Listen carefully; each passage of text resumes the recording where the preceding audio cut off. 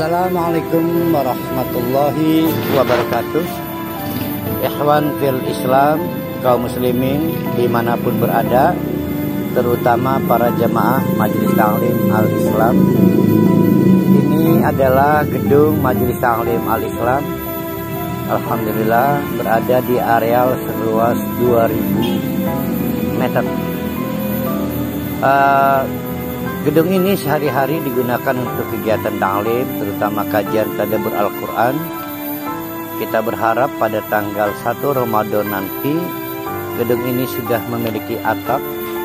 Oleh karena itu, para ikhwan fil Islam yang ingin berkontribusi pada pekerjaan atap gedung ini, silakan menghubungi nomor-nomor yang akan dipublikasikan oleh kami.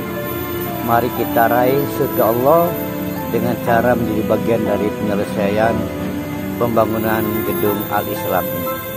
Terima kasih, jazakumullah khairan katsiran. Assalamualaikum warahmatullahi wabarakatuh.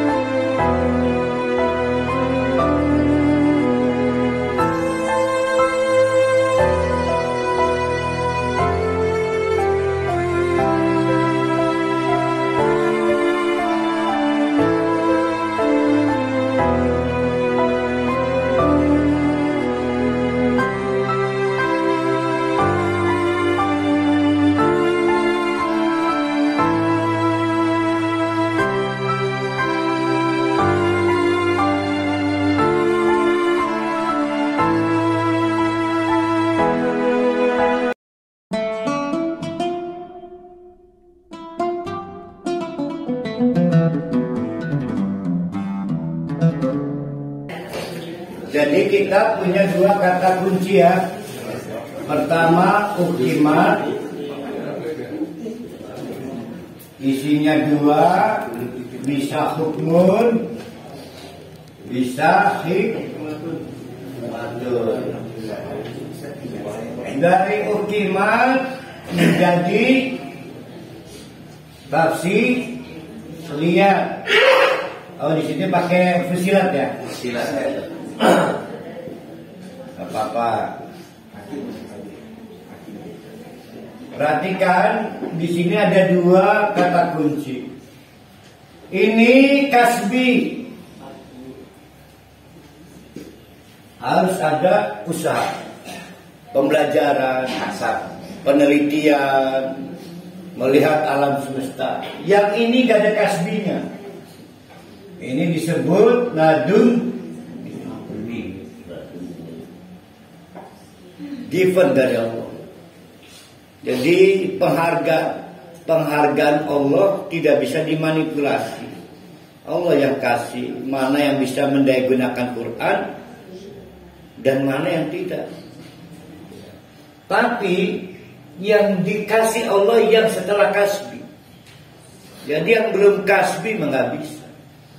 Anu uang turu baik tiba-tiba bisa memerici Quran, nggak bisa. Bisa. Nah sekarang pertanyaannya, ayat kedua, ciri orang itu Al-Qurannya hidup dan menghidupkan kemanusiaannya adalah Allah ta'budu illallah innani lakum minhu nadhirun wa basyir. Nah itu kalau kita pakai kajian ilmiah, indikator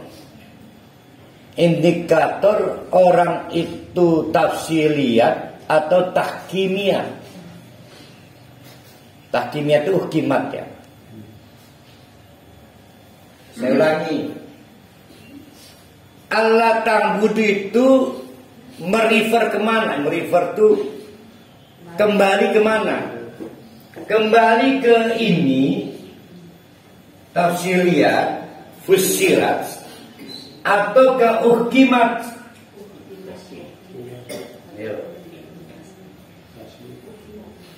Siapa yang bisa mengesahkan Allah? Apakah orang yang berpengetahuan Al-Quran, pengetahuan murni, atau berpengetahuan praktis yang dari laduni? Nah, di sini ada perbedaan. Ada tafsiran yang ayat kedua adalah merefer kepada uhkimat. Ada yang berpendapat merefer pada tafsiran. Ini gak gampang. Nanti resikonya besar. Mari kita lihat. Ya. Kalau pakai teori pertama, orang hanya bisa bertauhid kalau bekerja keras dalam keilmuan Al-Quran. Jadi siapa yang mau mengkaji Al-Quran sehingga uhkimat, maka dia sudah masuk ke pintu tauhid. Tuh. Kalau pakai yang kedua lebih berat lagi. Walaupun orang sudah berilmu, belum tentu bisa mencapai tauhid kalau tidak dibuka jalan oleh Allah. Tuh, yang mana yang benar nih? Nah, saya pilih yang kedua. Jadi Allah ta'budu dan seterusnya di ayat kedua itu adalah indikator dari fussilat. Jadi ciri atau indikator orang itu memiliki kemampuan pengetahuan praktis. Fussilat itu praktis. Dari Al-Quran yang telah dipelajarinya sebagai given, penghargaan langsung dari Allah, adalah mampu bertauhid. Nah, ini sejalan dengan pemikiran tauhid itu bagian dari hidayah Allah. Hidayah Allah itu adalah di dalam genggaman Allah. Maka banyak profesor, doktor, bahkan dosen pesantren tetap aja nggak bertauhid. Nah, itu terjemahannya. Allah berfirman, Allah ta'budu illallah, agar kalian itu mau menjadi budak, hanya budak Allah. Titik. Kata Pak Haji Rusdi, uang itu enak. Maka ada yang mengeluh, Ustaz, sudah 10 tahun saya jual dawet.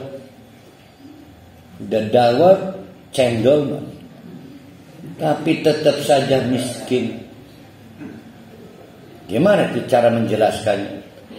Padahal saya adalah orang yang insya Allah masuk bagian dari tidak pernah musyrik. Gimana itu cara menjelaskannya kalau ada pertanyaan dari jamaah begitu? Ini patah talak ya. Ya syukur marah nih ke konsep maning. Kan kita pengajar nih. Nah, ini kaitan dengan alat ta'bud. Begini bapak-bapak, ibu-ibu, Pak Haji Rusdi. Sebangga apa Pak Haji Rusdi jadi budak Allah? Kalau memang bangga jadi budak Allah, maka termasuk menjadi alat-alat Allah untuk menghadirkan orang kaya. Butuh alat bantu namanya orang miskin. Tidak akan ada orang kaya kalau tidak ada orang yang diperalat Allah menjadi orang miskin. Maka ada yang diperalat sebagai orang miskin agar timbul orang kaya. Allah yang menentukan di antara budak-budaknya siapa yang ikhlas untuk menjadi alat ditempatkan sebagai orang miskin. Orang miskin ini penyebab timbulnya orang kaya. Dan dia menjadi miskin itu dalam tinjauan tauhid, ikhlas, rela diperalat oleh Allah, menjadi bagian kepentingan Allah menciptakan orang kaya menjadi budak. Jadi bangga enggak jadi orang miskin? Bangga kalau dari sisi tauhid.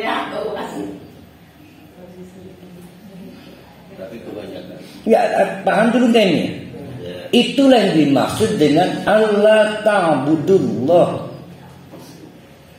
menjadi budak Allah. Yang jadi masalah, tradisi bahasa kita tidak sesuai dengan tradisi sosiologis kita.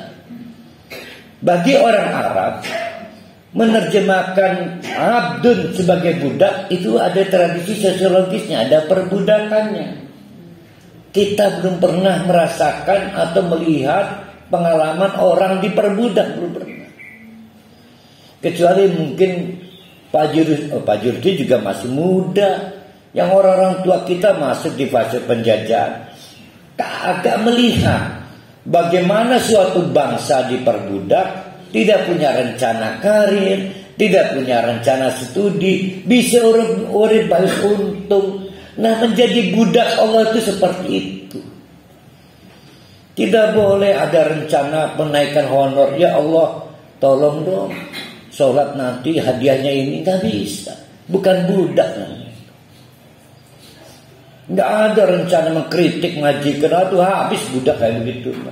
Maka menjadi budak Allah artinya tulus, ikhlas. Gak ada curiga dan kritik pada Allah. Sedangkan kita sholat masih merasa daya tawar. Allah, saya sudah sholat loh, saya sudah melaksanakan kewajiban. Mana kewajiban kamu pada saya? Itu bukan budak namanya.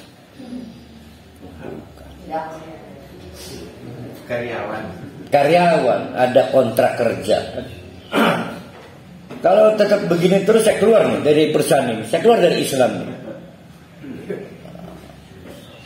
Jadi hayati Allah ta'bud. Oleh karena itu, menjadi budak itu bukan kompetensi pengetahuan.